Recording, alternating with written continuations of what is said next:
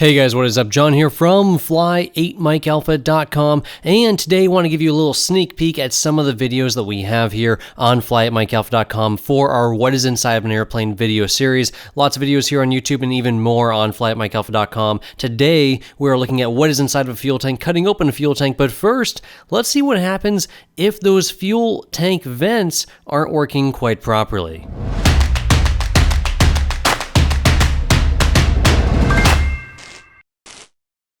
Alright, so before we cut this tank open and see exactly what is inside of it, of course we really did not want to blow ourselves up, so we filled it first with a whole bunch of water. Now, this fuel cap, there's more to it than meets the eye, right? Your fuel cap actually has this little flapper in there and a seal. It's actually designed to vent air into the tank, so as fuel is sucked out of the tank through your fuel line, well, obviously there's going to be a vacuum, and you want to replace that vacuum with air, otherwise eventually the fuel is going to stop flowing. So, if I go ahead and lower this fuel line, well, we're going to spill a bunch of water on the ground. Now what happens if instead of putting my cap on here that is vented, what if I removed that cap and instead replaced it with a cap that wasn't vented? Or say that perhaps this vent on the cap failed and got stuck shut or got gummed up with mud dauber nests and things like that.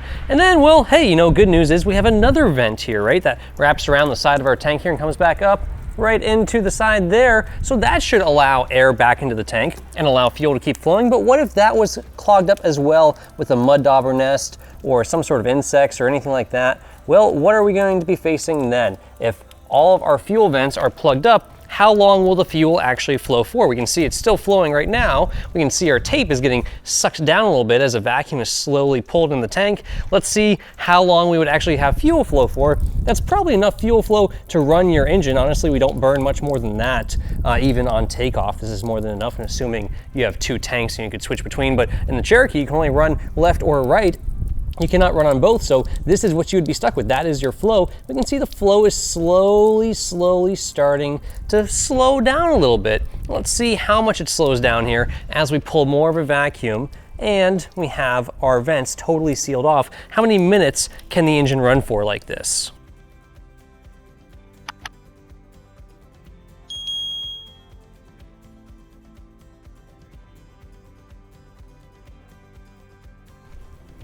All right, so just 3 minutes into our little experiment here, we're gonna go ahead and introduce this little quart jug, and we're gonna get a little technical here and see how long it takes to fill this quart jug if we're still getting enough water out of our tank, enough fuel, so to speak, to actually run our engine, because we know we burn about 12 gallons an hour on takeoff power. Cruise, we need about 8.5, 9 gallons per hour in cruise flight. On the higher end, you know, maybe we could get away with even 7.5 at a lower cruise setting, 7.5 gallons per hour.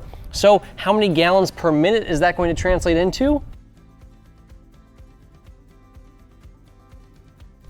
All right, well, our quart can there is full. We can hear it sucking air. So it's totally full now, it's sucking air. Let's see if we get any more fuel out of there or any more water out of there. It seems pretty bone dry. Why won't it give me any fuel? Well, it took about 3 minutes or so to fill this guy. 6 gallons per hour is a quart every 2.5 minutes. So judging that it took 3 minutes to fill this, and now, well, we really don't have much fuel running out of here at all. Maybe we could try to bump our tank. Maybe some vibration in flight would give us a little bit of a vent. If it could have some air bubbles travel upstream. Obviously it's not going to because it's a sealed system. Here we have the fuel line open. We can see, yeah, so some bubbles go upstream.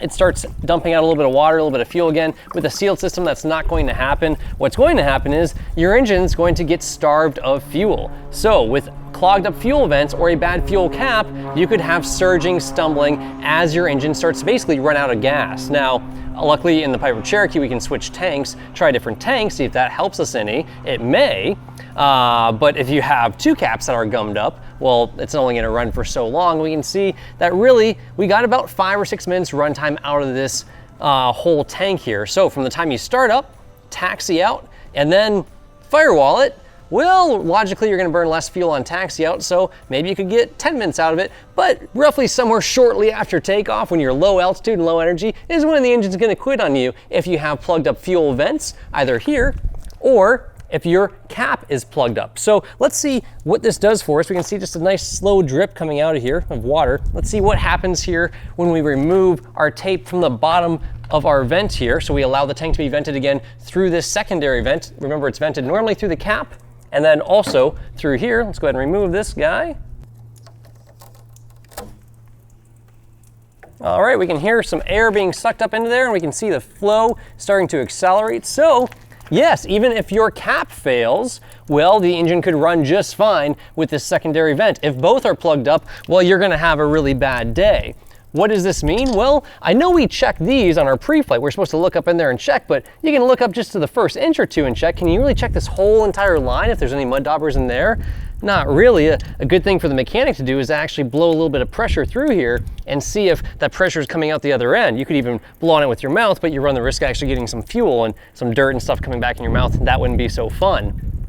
So, really important to not only check this on a pre-flight, check it thoroughly, blow some air up in there if there's any doubt in your mind, because this may be clear, but you may have an obstruction up here or there, or wherever the ants or mud daubers or whatever it is that made a nest in your airplane, wherever those little insects blocked up the pipe. It could be anywhere in this whole train here. So any blockage in here is gonna be a big problem for you. And then also thoroughly check these caps. It's hard to really check them. What we're gonna do is go ahead and slice this down the middle for you guys and show you exactly how this works, how fragile this whole setup is here, and how important that little slot right there is to allowing airflow, to allow the vacuum pressure to be dissipated inside your tank. Right through that little slot there is where all the air is going to flow through the cap back into the tank or through this guy here.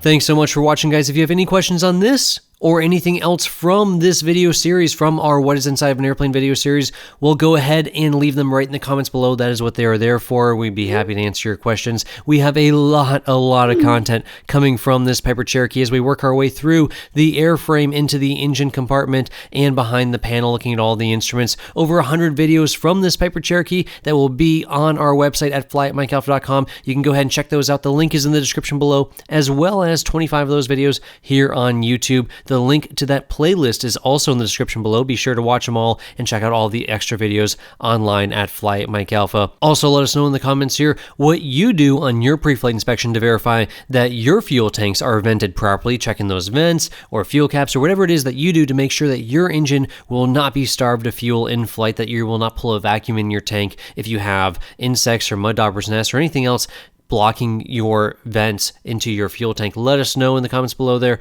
And as always, guys, if you cannot fly every day, then fly8mikealpha.com. We will see y'all in the next one. Be safe out there. And if you are at all curious, yes, when the tank is sideways like that, the water does leak out through that cap. It is not a perfectly tight seal to hold the water in. So this airplane is probably not going to be a great idea to take this thing inverted.